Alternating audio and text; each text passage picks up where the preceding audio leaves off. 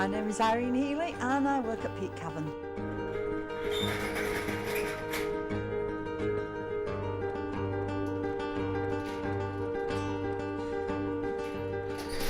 Good afternoon and welcome to Cavern. Now, what we've got is the largest cave entrance in the British Isles. And it was that very reason, back in the early 1600s, that attracted a community of rope makers to move in here and turn the whole place into a factory to make rope for lead miners. Keeps me working here. Well, I always wanted to be a guide. I mean, I wouldn't have minded being a guide in, a castle or a stately home or something. But I've always been interested in caves. And so being a guide in a cave is, a bit of a perk.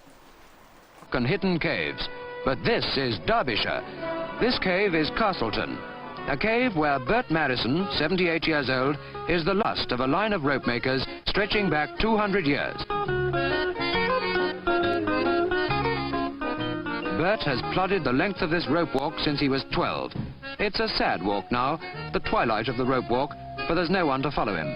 Once, 30 people made rope here, but the demand for craftsmanship has decreased, and craftsmen are lonely men. That's a tow rope he's making from hemp, a rope made by the Madison method that Bert promised his father he'd not see forsaken. A father whose answer to the cave's damp cold was human work to keep warm, but icicles persuade otherwise.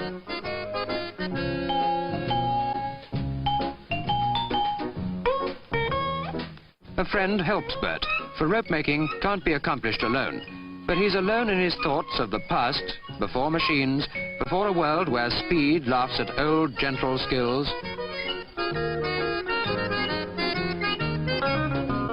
Remnants of this Castleton craft lie scattered about the dim-lit cave, but the past shows most clearly in Bert Madison, the last of a proud line.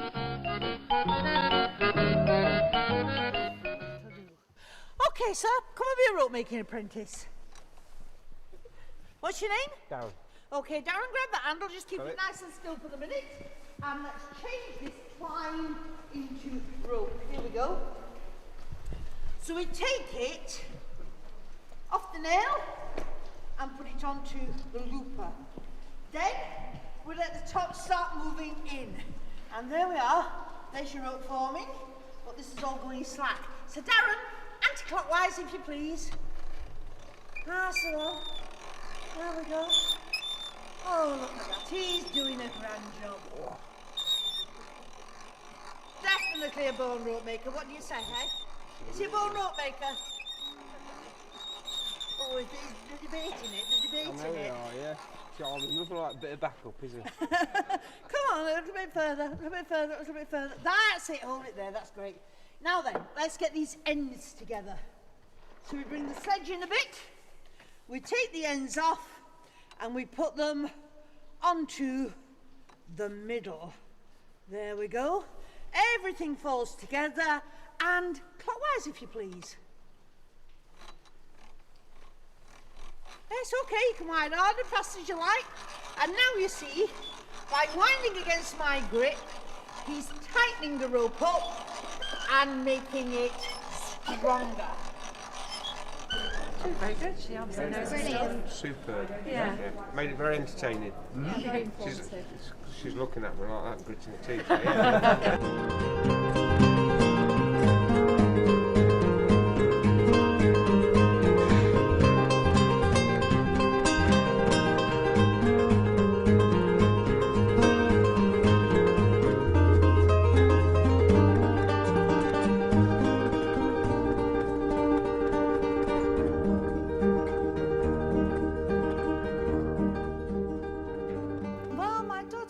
She started out helping me with doing decorations and things, and then she moved on to doing a bit of office work, and then she went on to being a guide as well. And then my grandson came along, and first he was working at Speedwell, then he started working down here, doing tours and so forth. So we've done like the old rope makers, passed it down through the family. I only started working with my gran about 2-3 years ago. It's interesting to work with her because we still kind of keep a pretty close grandma-grandson relationship, but at the same time things are done quite professionally. So we have a bit of a laugh, and she tries to scush me around here and chase me around the shop when she can, but when it comes to getting work done, you know, like maintenance or guarding and whatnot, yeah, everything's, you know, still really professional. But she tries to beat us and hug us and kisses and stuff like that in front of all the other tour guides as well, which is a bit... And she's looking at me now and she's... Hi, Gran. One or two amusing things have happened. I once had a gentleman on a tour who was taking an awful lot of photographs, and he was moving all around the cave. We'd got quite a bit into the cave and I couldn't see him anymore. I didn't know where he was. So I was looking around trying to find him, couldn't see him anywhere. Turned round to move on and found he was laid flat on the floor at the back of me, taking photographs of the ceiling. She does caving, which is quite unusual, isn't it, for a woman in her 60s, I think. Nice, warm, enthusiastic.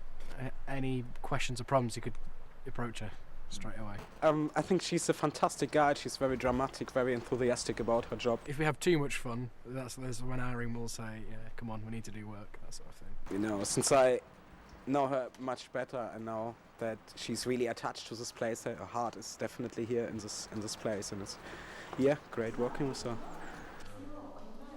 Well, you've got that light coming from down there, you see. You've got a little bit of light from back there, but there you are, look. Now you've got 2 tall candles. That's about how you see around the cave in the old days. What do you think? You get to see a lot.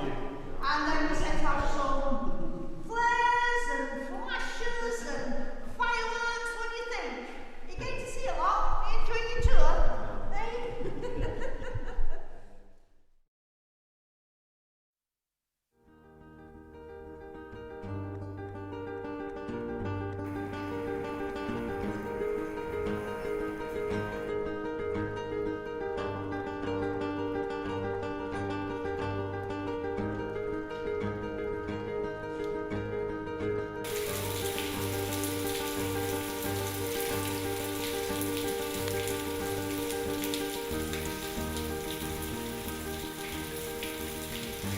It depends on a bad day. I think everybody thinks about quitting the jobs, but on the whole, no, not really.